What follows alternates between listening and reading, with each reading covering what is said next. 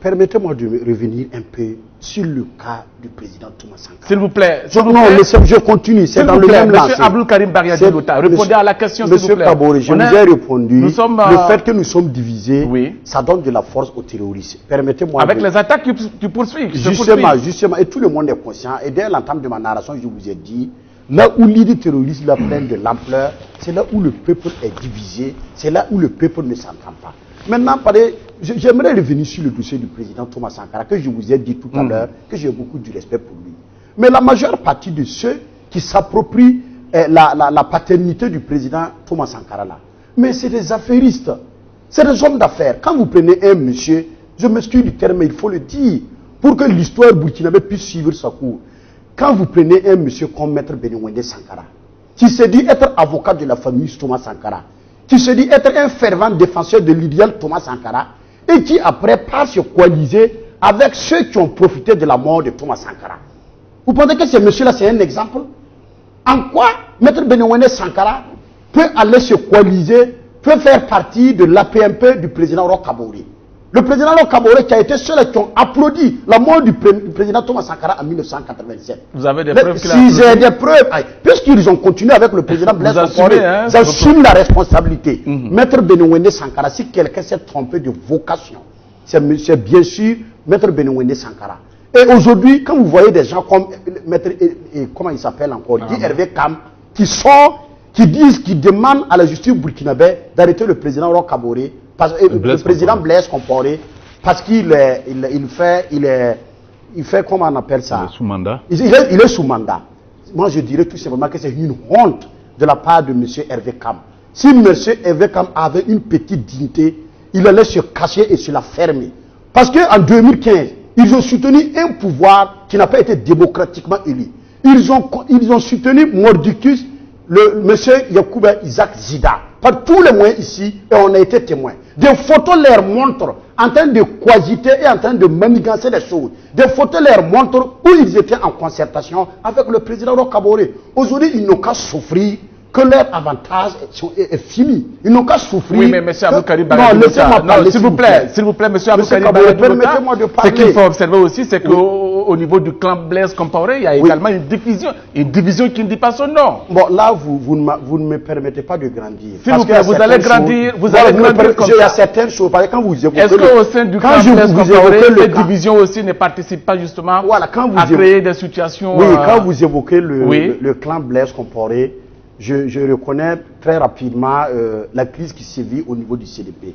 Et si je vous dis que vous me permettez de grandir, il y a certains noms que je n'aimerais pas prononcer, faute de vouloir de contribuer à les plus les visibiliser et à plus les rendre crédibles. Non, nous sommes dans une dynamique d'éclaircir l'opinion. C'est ça que j'ai dit. Parce qu'aujourd'hui, ce qui se passe au CDP, là, la seule responsable et la seule personne qui s'englobe la responsabilité, c'est Edi Kombiro.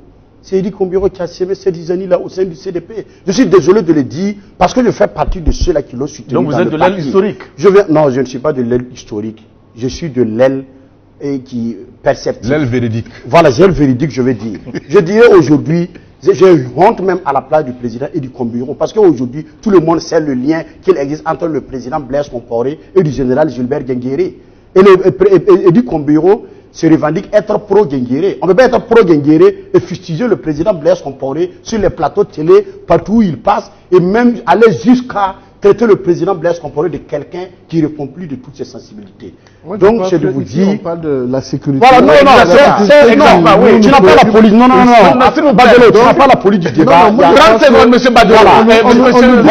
30 secondes. Tu parles du 30 secondes. Non, c'est... 30 secondes, allez-y, 30 secondes. Donc, je dirais tout simplement... Oui, 30 secondes. Voilà, donc je dirais tout simplement, ce qui importe à l'ensemble des Burkinabés aujourd'hui, c'est ceux-là qui ont perdu leurs avantages hier.